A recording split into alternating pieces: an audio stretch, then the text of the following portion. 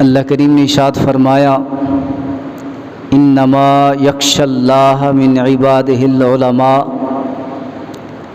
بے شک اللہ کے بندوں میں سے جو اللہ سے ڈرنے والے ہیں وہ علماء ہی ہیں۔ اللہ کے بندوں میں سے جو اللہ کا خوف رکھتے ہیں، اللہ کا ڈر اپنے دل کے اندر رکھتے ہیں، وہ علماء ہی ہیں۔ فرمایا انما یخشی اللہ من عبادہ العلماء، بے شک یہ کلمہ حصر ہے، بے شک اللہ کے بندوں میں سے جو اللہ کا خوف رکھتے ہیں وہ علماء ہیں۔ اور میرے کریم آقا صلی اللہ علیہ وسلم نے فرمایا العلماء ورثۃ الانبیاء، علماء انبیاء کے وارث ہیں۔ اور ایک حدیث کے اندر ہے میرے کریم آقا صلی اللہ علیہ وسلم نے فرمایا کہ عالم دین کے چہرے کو دیکھنا عبادت ہے۔ عبادت بمعنی بندگی نہیں، عبادت بمعنی ثواب ہے۔ عالم دین کے چہرے کو دیکھنا ثواب ہے۔ اب دیکھنا یہ ہے کہ عالم کسے کہتے ہیں، عالم کون ہوتا ہے۔ عرف عام میں ہم تو یہی سمجھتے ہیں کہ جسے فارسی اور عربی پر عبور حاصل ہو جائے اسے عالم کہتے ہیں۔ اگر اسی چیز کو دیکھا جائے تو جو شخص فارسی جاننے والا ہے تو وہ عالم ہوگا۔ ایران کے اندر بچہ بچہ فارسی جانتا ہے تو اس اصول کے مطابق تو وہ سارے کے سارے عالم ہو گئے۔ اگر عربی جاننے والا عالم ہے تو عرب کے اندر رہنے والے سارے عربی لوگ عالم ہیں، حتیٰ کہ عجمی لوگ بھی اگر کچھ عرصہ عرب کے اندر زندگی گزاریں تو وہ بھی آسانی کے ساتھ عربی بولنا شروع کر دیتے ہیں، عربی پر انہیں محاورہ حاصل ہو جاتا ہے۔ تو اس لحاظ سے وہ بھی عالم ہو گئے۔ اللہ اکبر۔ تو پتہ چلا فارسی پر عبور رکھنے والا بھی عالم نہیں، عربی پر عبور رکھنے والا بھی عالم نہیں۔ یہ علوم شریعہ اور علوم دینیہ یہ صرف اور صرف ذریعہ اور سبب ہے اس ذات تک پہنچنے کا، خدا کی ذات تک پہنچنے کا یہ ذریعہ ہے۔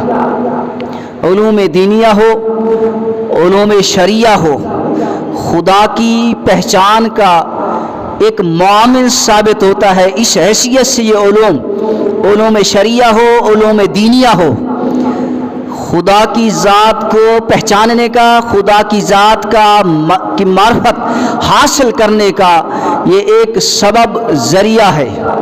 اس حیثیت سے یہ علوم ایک معامل ثابت ہوتے ہیں، ورنہ فارسی پر عبور رکھنے والا بھی عالم نہیں، عربی پر عبور رکھنے والا بھی عالم نہیں۔ عالم وہ ہے کہ جسے خدا کی معرفت حاصل ہو جائے۔ حضرت امام دیلمی رحمۃ اللہ علیہ اپنی مسند کے اندر لکھتے ہیں کہ اول العلم معرفت اللہ، پہلا علم ہی خدا کی معرفت ہے، پہلا علم ہی خدا کی پہچان ہے۔ اگر کوئی بندہ سینکڑوں کتابوں کو یاد کر لے اور سینکڑوں کتابوں پر عبور حاصل کر لے، سینکڑوں علوم اسے حاصل ہو جائیں، لیکن اگر اسے خدا کی معرفت حاصل نہیں تو وہ عالم نہیں ہے۔ عالم اسے کہیں گے کہ جسے علوم کے ساتھ خدا کی معرفت حاصل ہو جائے، جسے عالم بعمل کہتے ہیں، جسے خدا کی معرفت حاصل ہو جائے، وہی علماء انبیاء کے وارث ہیں، وہی علماء انبیاء کے وارث ہیں۔ فرمایا العلماء ورثۃ الانبیاء۔ فرق کرنا پڑے گا، کیا ہر عالم انبیاء کا وارث؟ وہ عالم انبیاء کا وارث ہے جو عالم دین ہونے کے ساتھ ساتھ باعمل ہے، عالم دین ہونے کے ساتھ ساتھ وہ متقی ہے، پرہیزگار ہے، عالم دین ہونے کے ساتھ ساتھ وہ خوف خدا رکھتا ہے، عالم دین ہونے کے ساتھ ساتھ وہ قرب الہی حاصل کرنے کا شوق رکھتا ہے، وہ عالم جسے خدا کی معرفت حاصل ہو جائے، وہ عالم انبیاء کے وارث، وہ انبیاء کے وارث۔ اللہ کریم نے قرآن کے اندر ارشاد فرمایا فاسألوا اہل الذکر، اگر تمہیں کسی چیز کا علم نہ ہو، کسی چیز کا پتہ نہ ہو، اگر کوئی بات پوچھنا چاہتے ہو، فاسألوا اہل الذکر، ذکر والوں سے پوچھ لیا کرو۔ اگر علم کی بات ہوتی، اگر علم پر بات ختم ہوتی تو اللہ کریم فرماتے فاسألوا اہل العلم، علم والوں سے پوچھ لیا کرو، نہیں فرمایا فاسألوا اہل الذکر، اگر کوئی بات پوچھنا چاہتے ہو تو ذکر والوں سے پوچھا کرو۔ تو معلوم ہوا کہ علم والے اور ہیں، ذکر والے اور ہیں۔ حدیث پاک ہے انزل القرآن علی سبعۃ احرف، قرآن پاک 7 قراتوں پر 7 طریقوں پر نازل ہوا۔ لکل حرف ظاہر و باطن، ہر حرف کا ایک ظاہر بھی ہے اور ایک باطن بھی ہے۔ فرمایا ان علی ابن ابی طالب عنده ظاہر و باطن، قرآن پاک کے ہر حرف کا ظاہر بھی باطن بھی مولا علی کے پاس ہے۔ یہ وہ شخصیت ہیں جو قرآن کے ظاہر کو بھی جانتے ہیں، قرآن کے باطن کو بھی جانتے ہیں۔ قرآن کے ظاہر کو جاننے والے علماء ہیں اور قرآن کے باطن کو جاننے والے اولیاء ہیں، عرفاء ہیں۔ اللہ کریم نے قرآن کے اندر ارشاد فرمایا الا ان اولیاء اللہ لا خوف علیہم ولا هم یحزنون۔ توجہ چاہتا ہوں کہ جتنے احکامات اللہ کی طرف سے مسلمانوں پر ضروری اور لازم ہوئے، جیسے نماز فرض ہے، روزہ فرض ہے، زکوٰۃ فرض ہے، حج فرض ہے، جب نماز کا ذکر آیا، زکوٰۃ کا ذکر آیا، اللہ نے فرمایا وَأَقِیمُوا الصَّلَاةَ وَآتُوا الزَّکَاةَ۔ اللہ کے ولیوں کی باری آئی تو فرمایا الا ان اولیاء اللہ لا خوف علیہم ولا هم یحزنون۔ یہ حرف الا، یہ حرف تنبیہ کے لیے آتا ہے، اور الا کا معنی ہے خبردار، اور اس سے فوراً بعد اللہ کریم نے حرف ان ذکر فرمایا، اور ان کا معنی ہے بے شک، اور یہ لفظ، یہ حرف اسی جگہ پر استعمال ہوتا ہے کہ جس بات کے اندر کوئی شک وہم کی گنجائش نہ ہو۔ تو اللہ کے ولیوں کے ذکر سے پہلے اللہ کریم نے حرف الا بھی ذکر فرمایا، حرف ان بھی ذکر فرمایا۔ فرمایا الا ان اولیاء اللہ لا خوف علیہم ولا هم یحزنون، خبردار، بے شک اللہ کے جو ولی ہیں انہیں نہ کسی چیز کا خوف ہے نہ غم ہے۔ الا یہ حرف تنبیہ، اس کا معنی خبردار۔ اللہ کے ولیوں کی باری آئی تو اللہ کریم نے حرف الا ذکر فرمایا۔ جب نماز کا ذکر آیا تو اللہ کریم نے حرف الا ذکر نہیں فرمایا۔ زکوٰۃ کا ذکر آیا، حالانکہ یہ چیزیں فرض ہیں، زکوٰۃ کے ذکر سے پہلے اللہ کریم نے حرف الا نہیں فرمایا۔ اللہ نے فرمایا وَأَقِیمُوا الصَّلَاةَ وَآتُوا الزَّکَاةَ۔ جب روزوں کا ذکر آیا تو حرف الا نہیں فرمایا، اللہ نے فرمایا فَمَنْ شَهِدَ مِنْكُمُ الشَّهْرَ فَلْيَصُمْهُ۔ جب تم یہ مہینہ پالو تو اس مہینے کے ضرور روزے رکھو۔ جب حج کا ذکر آیا تو اللہ کریم نے حرف الا نہیں فرمایا، فرمایا وَلِلَّهِ عَلَى النَّاسِ حِجُّ الْبَيْتِ مَنِ اسْتَطَاعَ إِلَيْهِ سَبِيلًا۔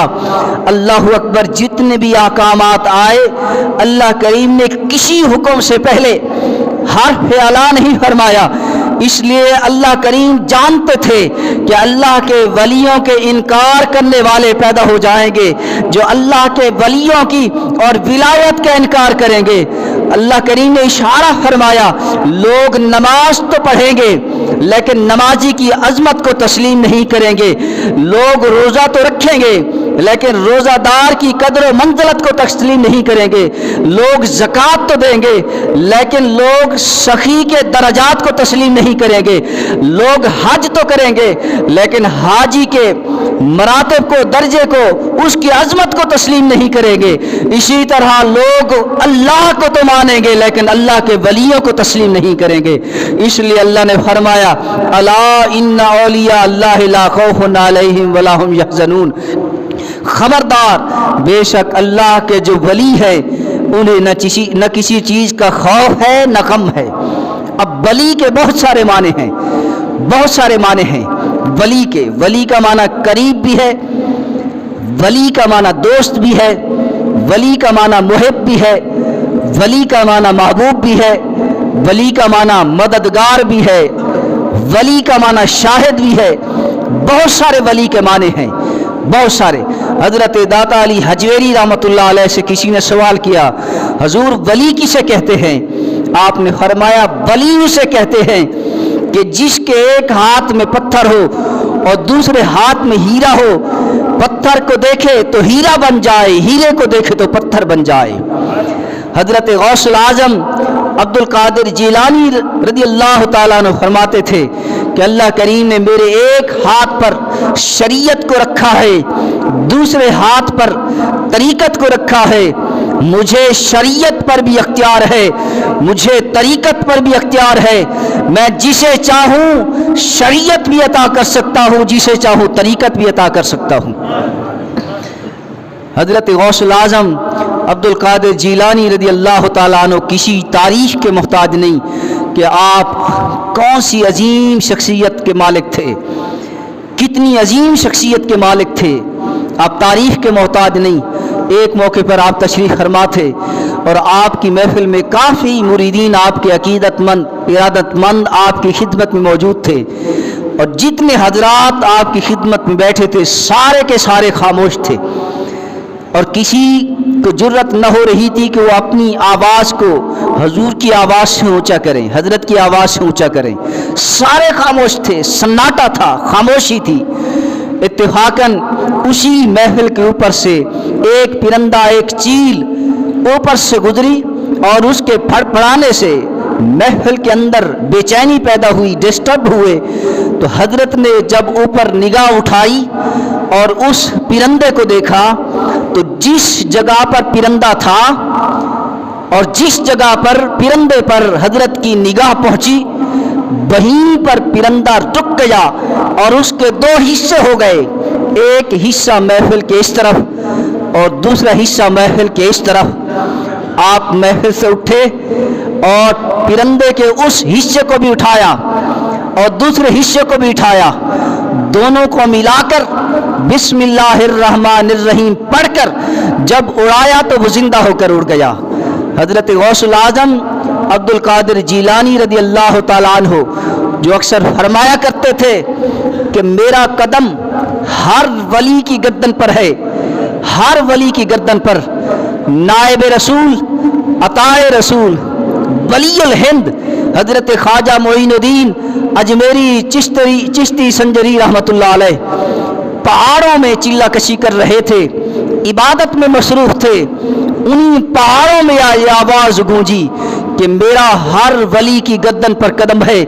جب یہ آواز آپ کے کانوں پر پہنچی تو آپ نے احترام کے طور پر اپنے سر مبارک کو جھکایا. آپ نے فرمایا صرف آپ کا قدم میری گردن پر نہیں بلکہ میری گردن پر بھی آپ کا قدم، میری آنکھوں پر بھی آپ کا قدم، میرے سر پر بھی آپ کا قدم. سامعین محترم، تو فرمایا کہ جو اللہ کے نیک بندے ہیں، ولی علماء سے مراد وہ علماء ہیں جنہیں خدا کی معرفت حاصل ہے. انما یخشی اللہ من عباد العلماء. اس مقام پر جن علماء کا ذکر ہے ان علماء سے مراد وہ علماء ہیں جنہیں خدا کی معرفت حاصل ہے، اور جنہیں خدا کی معرفت حاصل ہو وہ صرف عالم نہیں ہوتا، وہ اللہ کا ولی ہوتا ہے، وہ اللہ کا ولی ہوتا ہے. اور جس کے دل کے اندر خدا کا خوف ہو، خدا کا ڈر ہو، اس کے لیے انعام کیا ہے. فرمایا وَلِمَنْ خَافَ مَقَامَ رَبِّهِ جَنَّتَانِ. جس کے دل کے اندر خدا کا خوف ہے اس کے لیے ایک جنت نہیں 2 جنتیں ہیں. ایک جنت نہیں 2 جنتیں ہیں. یارو ہم ایک جنت کے حصول کے لیے کتنی محنت کرتے ہیں. اگر ہم نمازیں بھی پڑھتے ہیں تو ہمارا مقصد نماز کے پیچھے یہی ہوتا ہے کہ اللہ کریم ہماری بخشش فرمائے، ہم جنت کے حقدار بن جائیں. ہم ایک جنت کی کوشش کے لیے کیا کیا کرتے ہیں اور کرنی چاہیے. لیکن جس کے دل کے اندر خوف خدا ہو اس کے لیے ایک جنت نہیں 2 جنتیں ہیں. ایک جنت نہیں 2 جنتیں ہیں. نزہۃ المجالس یہ کتاب ہے، اس کے اندر یہ واقعہ موجود ہے کہ جب حشر کا دن ہوگا، بروز محشر اللہ کی طرف سے پکار ہوگی، آقا کریم صلی اللہ علیہ وسلم کے غلام کہاں ہیں؟ تو آقا کریم صلی اللہ علیہ وسلم کے یہ چاروں غلام خدا کی بارگاہ میں حاضر ہوں گے. نزہۃ المجالس میں ہے، چاروں غلام اللہ کی بارگاہ میں حاضر ہوں گے. جب یہ چاروں غلام حضرت ابو بکر صدیق، حضرت عمر فاروق، حضرت عثمان غنی، مولا کائنات رضوان اللہ تعالی علیہم اجمعین، یہ چاروں خلفاء اللہ کی بارگاہ میں حاضر ہوں گے اور اللہ کی طرف سے اعلان ہوگا، یا ابا بکر کف علی باب الجنہ، اے ابو بکر جنت کے دروازے پر کھڑے ہو جا، تجھے اختیار ہے، جس کو چاہو جنت میں داخل ہونے دو، جس کو چاہو جنت میں داخل نہ ہونے دو. حضرت عمر کے بارے میں اعلان ہوگا، یا عمر کف علی المیزان، اے عمر میزان پر کھڑے ہو جا، جس کے چاہو اعمال کو وزن بھاری کرتے جاؤ اور جس کے چاہو اعمال کو ہلکا کرتے جاؤ. حضرت عثمان کے بارے میں اعلان ہوگا، یا عثمان کف علی صراط، اے عثمان پل صراط پر کھڑے ہو جا، جس کو چاہو پل صراط سے پار کرتے رہو، جس کو چاہو روکتے رہو. مولا کائنات کے بارے میں اعلان ہوگا، یا علی کف علی الحوض، اے علی حوض پر کھڑے ہو جا، تجھے اختیار ہے، جسے چاہو اس حوض سے جام پلاتے رہو، جس کے چاہو نہ پلاتے رہو، تجھے اختیار. میں توجہ چاہتا ہوں، اگر ان چاروں کو یہ مقام ملا ہے، کسی کو میزان پر، کسی کو پل صراط پر، اور کسی کو جنت کے دروازے پر، اور کسی کو حوض پر، اگر ان کو یہ مقام ملا ہے تو کس نسبت سے ملا ہے؟ نسبت رسول اللہ صلی اللہ علیہ وسلم سے.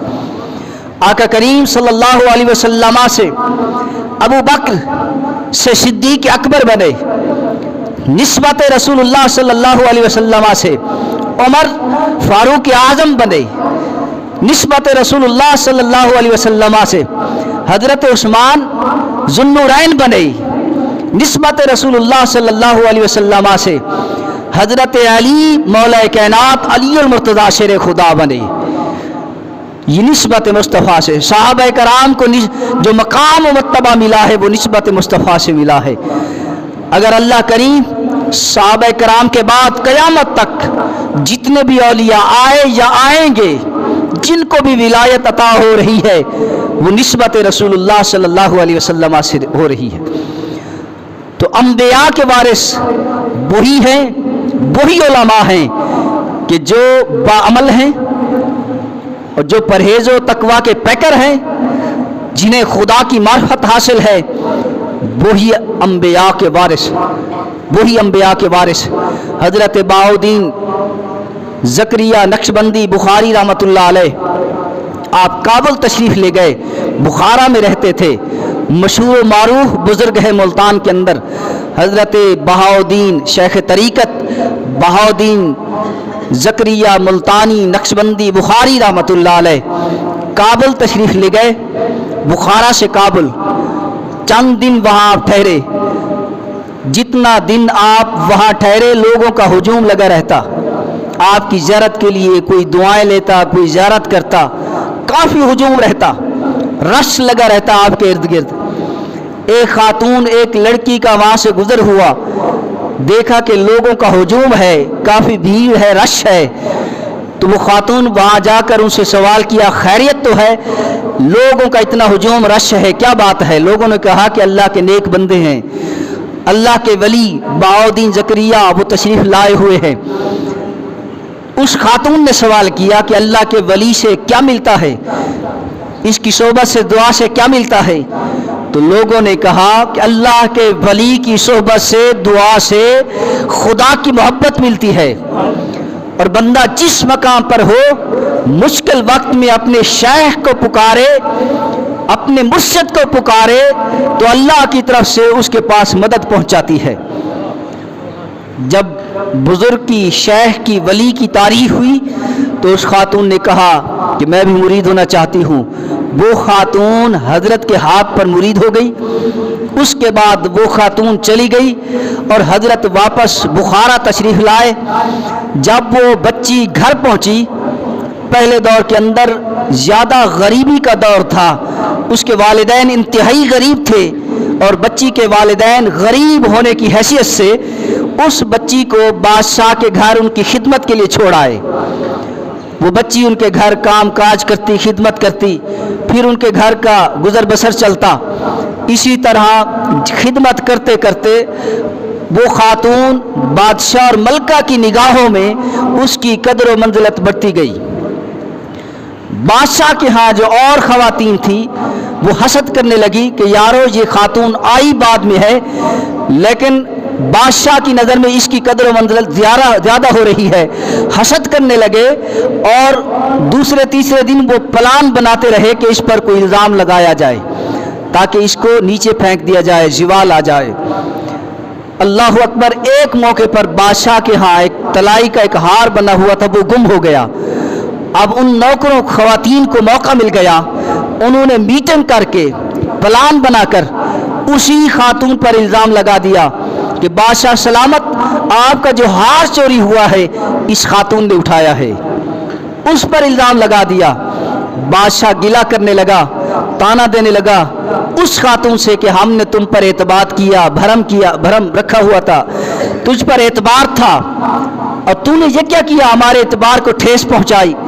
لہذا بادشاہ نے سزا سنائی، جلادوں سے کہا کہ اسے اوپر لے جاؤ اور سب سے اوپر والی منزل پر جا کر اسے نیچے گرا دو۔ جلاد اسے سب سے اوپر والی منزل پر لے گئے۔ جب گرانے لگے، گرانے سے پہلے اس خاتون سے، بچی سے پوچھا کہ تیری کوئی آخری تمنا ہو تو بتا۔ اس خاتون نے کہا میری آخری تمنا یہ ہے تھوڑا سا وقت مجھے دے دو۔ نماز کا وضو کیا، نماز کا وضو کرنے کے بعد 2 رکعت نفل ادا کیے۔ نفل ادا کرنے کے بعد اللہ کی بارگاہ میں ہاتھ اٹھا کر وہ خاتون دعا کرنے لگی، اے اللہ تو بہتر جانتا ہے کہ میں بے قصور ہوں، مجھ پر الزام لگایا گیا ہے۔